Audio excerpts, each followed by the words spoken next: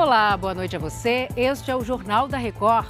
Rio de Janeiro anuncia que estado encerrou 2022 com o menor número de homicídios dolosos em 31 anos. Os gols da quinta-feira no Paulistão. São Paulo vence a Ferroviária e Palmeiras derrota o Botafogo de Ribeirão Preto. O Jornal da Record já está no ar.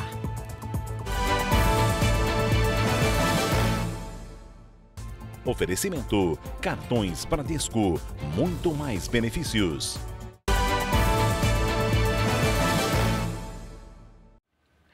O Rio de Janeiro registrou no ano passado a menor taxa de homicídios em 31 anos, segundo o Instituto de Segurança Pública, que faz o levantamento oficial de casos no estado.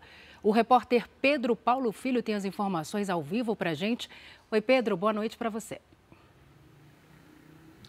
Oi, Salsi, uma boa noite para você, boa noite a todos. Olha, esses dados mostram que de janeiro a dezembro de 2022, houve uma queda de 6% no número de homicídios dolosos, ou seja, quando há intenção de matar.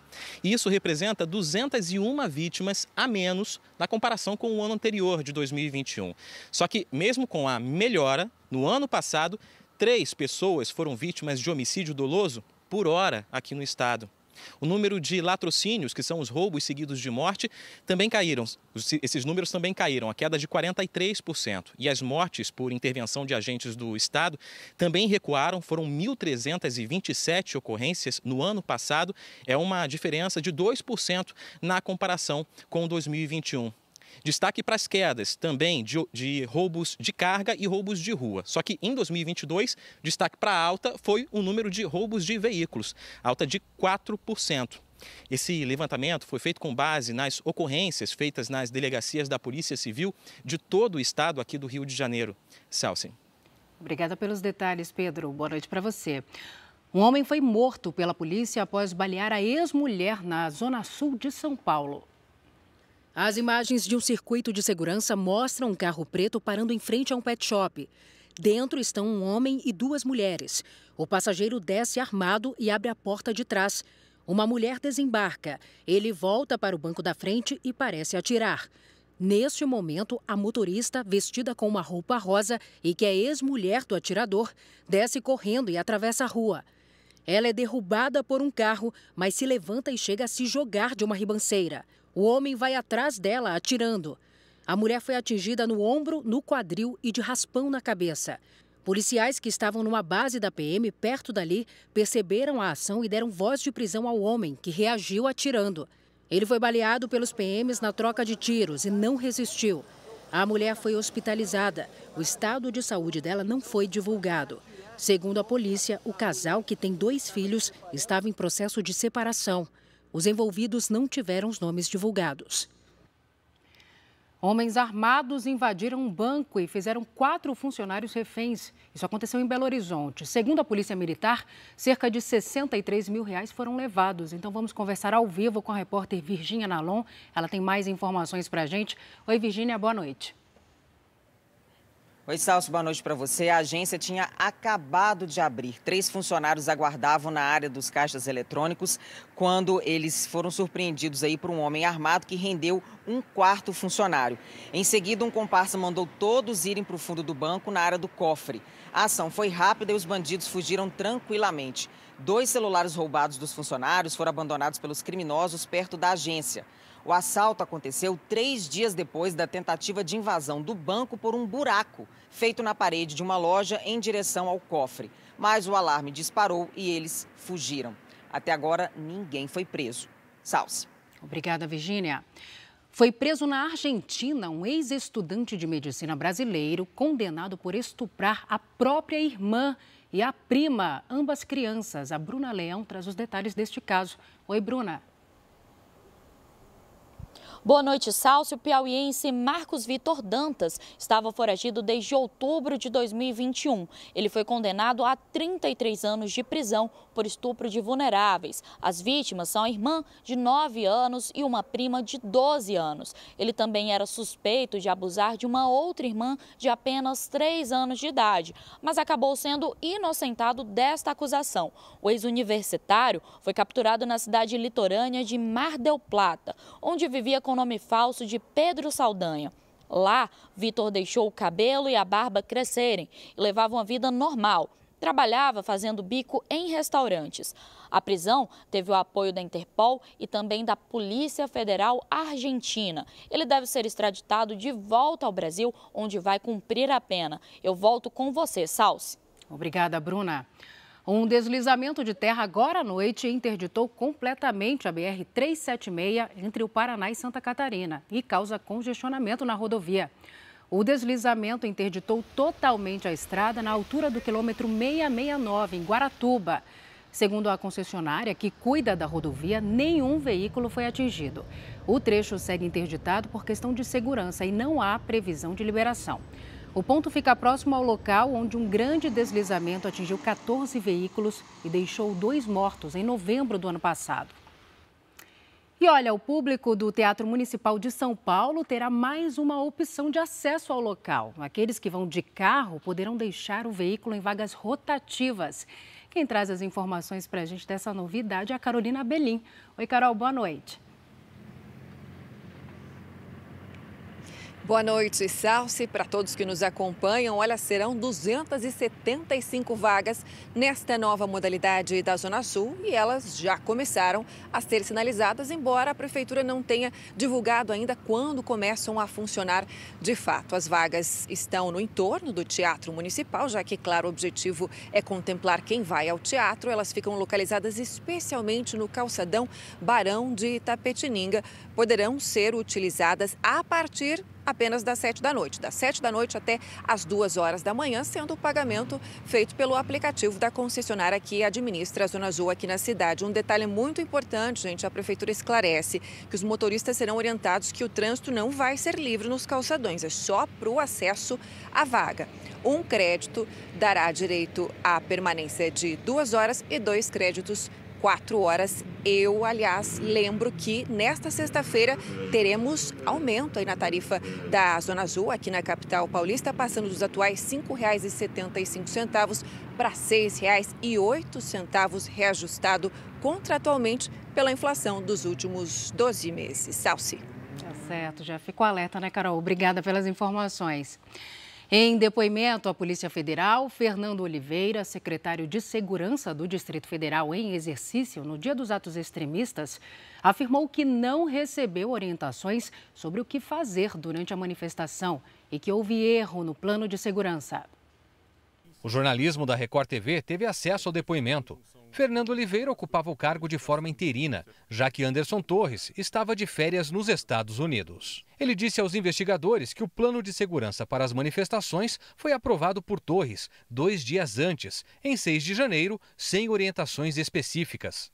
Também afirmou que Torres sairia de férias apenas na segunda-feira, 9 de janeiro, mas viajou antes disso. Oliveira ainda deu informações de 2 grupos de mensagens formados por autoridades no dia da ação dos vândalos. Ânimos pacíficos, situação tranquila e sem alteração eram as mensagens que chegavam. Ele afirmou que o relatório de inteligência da Secretaria de Segurança Pública informava sobre possível manifestação com ânimos exaltados, mas que não havia confirmação concreta sobre o tamanho e em quais proporções. No depoimento, Fernando Oliveira afirma que houve erro na execução do plano da Polícia Militar. Fontes ligadas às investigações afirmam que o ex-comandante-geral da PM, Coronel Fábio Augusto Vieira, que está preso, contesta a omissão ou conivência da corporação diante dos atos extremistas. No depoimento à PF, ele teria dito que o Exército impediu a desmobilização do acampamento no quartel-general e impediu que policiais militares entrassem no local para fazer prisões depois do quebra-quebra. Anderson Torres, que está preso, ficou calado na primeira tentativa que a Polícia Federal fez de colher seu depoimento. Hoje, o ministro do Supremo Tribunal Federal, Alexandre de Moraes, divulgou uma decisão para mostrar que liberou acesso a todos os investigados. Os advogados de Anderson Torres alegam que não tiveram acesso ao conteúdo dos processos. A Polícia Federal prendeu hoje de manhã mais um suspeito de financiar os atos. Carlos Vitor de Carvalho estava escondido numa pousada na cidade de Guaçuí, no Espírito Santo. Até agora, 740 pessoas suspeitas de envolvimento na depredação estão presas e 335 receberam liberdade provisória e serão monitoradas pela Justiça. A defesa de Jair Bolsonaro pediu para o Tribunal Superior Eleitoral que a minuta encontrada na casa de Anderson Torres não seja incluída em uma ação que investiga a campanha à reeleição do ex-presidente. O repórter Alessandro Saturno chega agora com as informações ao vivo, direto de Brasília. Oi, Alessandro, boa noite para você. Olá, Salsi. Boa noite para você e a todos que nos assistem. Bom, esse pedido foi feito ao corregedor-geral eleitoral, ministro Benedito Gonçalves. Esse documento ele previa aí a decretação de estado de defesa no TSE, o que poderia fazer parte de um ato para alterar o resultado da eleição. Essa minuta não estava assinada. A defesa de Bolsonaro chama o texto de apócrifo, ou seja, de autoria desconhecida, impertinente e sem qualquer conexão com o processo. Ressalta ainda que o material não foi encontrado com o ex-presidente. A minuta tinha sido incluída a pedido do PDT em uma ação de investigação contra Bolsonaro na segunda-feira. O ex-ministro de Bolsonaro e ex-secretário de Segurança Pública aqui do Distrito Federal, Anderson Torres, foi preso no sábado. Esse documento ele foi encontrado na casa dele logo após uma operação de busca e apreensão aqui em Brasília. Salso, eu volto com você. Obrigada, Alessandro. O governo trocou o comando da Polícia Federal em 18 estados e dispensou 26 superintendentes regionais da Polícia Rodoviária Federal. Em um café com jornalistas na semana passada, o presidente Lula disse que as forças de inteligência falharam em conter os ataques de 8 de janeiro. Mas a PF avisou ao ministro da Justiça sobre a chegada dos extremistas à Praça dos Três Poderes. Um documento da Polícia Federal contradiz a versão apresentada pelo presidente Lula de que os setores de inteligência das forças de segurança foram pegos de surpresa com os atos de vandalismo em Brasília. Um dia antes, às 6h23 da noite, a Polícia Federal enviou um ofício ao ministro da Justiça, Flávio Dino, com informações sobre uma intensa movimentação em todo o país de pessoas inconformadas com o resultado das eleições em caravanas para se deslocarem até Brasília. O texto da PF é bem claro ao especificar que o grupo pretende promover ações hostis e danos contra os prédios dos ministérios, Congresso, Palácio do Planalto e Supremo. O documento foi assinado por Andrei Rodrigues, diretor-geral da PF. 1h30 depois de receber o relatório, o ministro da Justiça, Flávio Dino, encaminhou as informações ao então governador do Distrito Federal, Ibanez Rocha, e sugeriu que a Secretaria de Segurança Pública, responsável pelo policiamento da cidade, bloqueasse a circulação na esplanada dos ministérios, o que acabou não acontecendo. Pelo contrário, os manifestantes foram escoltados à região pela Polícia Militar. O quebra-quebra em Brasília aumentou ainda mais os danos na relação entre Lula e as forças de segurança. Subiu para 78 o número de militares dispensados do Gabinete de Segurança Institucional, que é responsável pela segurança da sede da Presidência da República e das residências oficiais. Mais 9 militares foram dispensados. Na noite de ontem, também foram exonerados 26 dos 27 superintendentes estaduais da Polícia Rodoviária Federal. O único mantido no cargo, do Piauí, pediu exoneração hoje. O motivo da saída, no entanto, não está claro. O Planalto suspeita que boa parte dos dirigentes tentou impedir eleitores de Lula com uma série de bloqueios policiais no dia do segundo turno das eleições. Na Polícia Federal, a troca de comando envolveu 18 superintendências e novas mudanças são esperadas. A Superintendência do Rio de Janeiro ficará sob o comando do delegado Leandro Almada Costa, que em 2019 investigou uma tentativa de obstrução da justiça nas apurações do assassinato de Marielle Franco. O ministro da Justiça, Flávio Dino, prometeu esclarecer a morte da vereadora. O presidente Lula minimizou o calote ao FIES, o Programa de Financiamento Estudantil, durante encontro com reitores de universidades no Palácio do Planalto. Lula disse que vai fazer esse tipo de encontro anualmente para ouvir as necessidades das universidades públicas. O presidente afirmou que a autonomia das instituições será garantida na escolha dos reitores e que vai respeitar a nomeação por meio da lista tríplice. Não pense que o Lula vai escolher o reitor que ele gosta. Quem tem que gostar do reitor são os professores da universidade, são os funcionários da universidade, é a comunidade universitária que tem que saber quem é que pode administrar bem por ele. Isso eu posso garantir para vocês, vocês vão ter. Durante o encontro, o presidente voltou a reclamar da desconfiança do mercado financeiro. Segundo Lula, o mercado encara investimento em educação como gasto, mas não se importa com o pagamento dos juros da dívida. O presidente afirmou que não vai se incomodar com as dívidas de estudantes com o Fundo de Financiamento Estudantil, o FIES. Mas vai dar o cano, não vai pagar. Isso é muito pouco a gente achar que não vai pagar. Ele não teve nem chance de provar se vai pagar, não. Ele nem arrumou emprego. Mas se o país tem tanta tolerância com os ricos que devem nesse país, por que a gente não tem a compreensão de que um jovem que se formou pode pagar sua dívida? O Brasil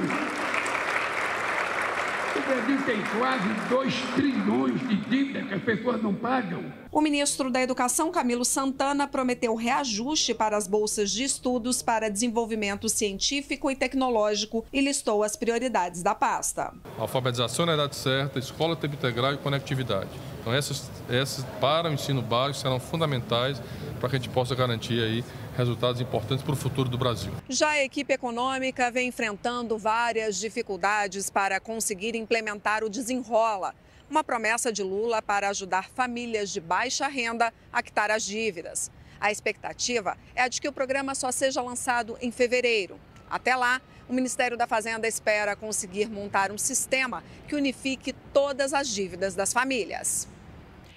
O governo brasileiro enviou uma missão diplomática até Caracas, na Venezuela, para iniciar o processo de reabertura da embaixada brasileira na capital do país. Chefiada pelo embaixador Flávio Macieira, a missão vai apurar as condições do prédio da embaixada para avaliar a reabertura do local, fechado desde março de 2020, por iniciativa do ex-presidente Jair Bolsonaro. Após decidir relaxar as medidas de isolamento social em dezembro, a China anunciou agora que vai ampliar a censura para publicações no país sobre a Covid-19. A correspondente na Ásia, Silvia Kikuchi, traz os detalhes para a gente. Oi, Silvia, boa tarde para você aí. Olá, Salsi. A operação vai ser comandada pela Administração do Estado Cibernético da China. O controle sobre a circulação de informações vai ser intensificado durante o feriado de Ano Novo Chinês, que começa no domingo e vai até o dia 5 de fevereiro. Segundo as autoridades, o objetivo é barrar notícias falsas sobre o coronavírus, principalmente comentários negativos em relação à nova política de combate à pandemia. Espera-se uma grande circulação de pessoas no período festivo após 3 anos de restrições. Um estudo britânico estima que mais de 62 milhões de novos casos de Covid podem surgir no feriado. Salsi. Obrigada pelas informações, Silvia. E agora o futebol. Pelo Campeonato Paulista, São Paulo e Palmeiras conseguiram as primeiras vitórias na temporada. Ferroviária e São Paulo se enfrentaram no estádio da Fonte Luminosa, em Araraquara. E logo no comecinho do jogo, o time da casa saiu na frente nessa pancada do lateral Heitor. No segundo tempo, David empatou a partida. Foi o primeiro gol do atacante pelo tricolor. E o São Paulo chegou à virada com Galopo, completando o cruzamento. Final, São Paulo 2-1. Em Ribeirão Preto, o atual campeão Palmeiras venceu o Botafogo. O único gol do jogo foi marcado por Rafael Veiga, que pegou bonito de fora da área e acertou o ângulo. No domingo, Palmeiras e São Paulo se enfrentam às 4 da tarde com transmissão exclusiva da Record TV na TV aberta. E morreu nos Estados Unidos o cantor e guitarrista David Crosby. Crosby foi uma das grandes figuras do folk americano, estilo musical que combina canções tradicionais com rock. Na banda The Byrds foi peça importante para composições como Wooden Chips e Lady Friends. Mas foi com a versão de Mr. Tambourine Man, de Bob Dylan, que o grupo chegou ao primeiro lugar nas paradas dos Estados Unidos.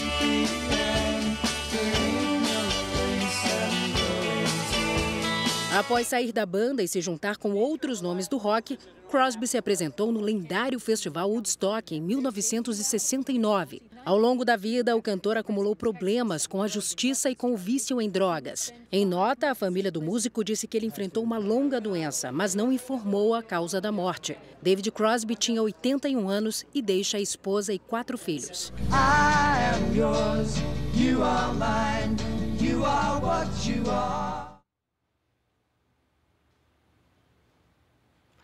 Este foi o Jornal da Record. Outras informações na primeira edição do JR 24 horas, às 7 da manhã.